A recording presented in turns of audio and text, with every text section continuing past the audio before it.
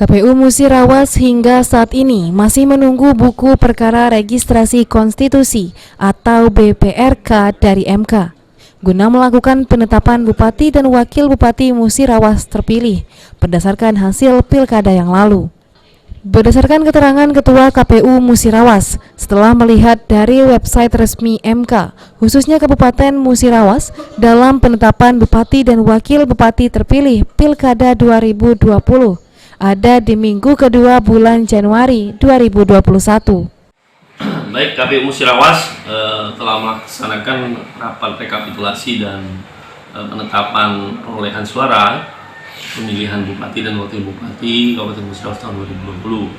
Untuk kegiatan selanjutnya, KPU Musirawas masih menunggu BPRK, yaitu buku perkara registrasi konstitusi dari Mahkamah Konstitusi, yang kalau melihat diagram di web MK itu insya Allah di minggu kedua di bulan Januari tahun 2021.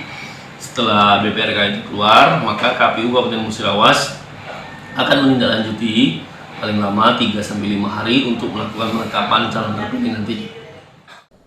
Setelah BPRK keluar, KPU akan menindaklanjuti 3-5 hari untuk melakukan penetapan calon Bupati dan Wakil Bupati Musirawas terpilih.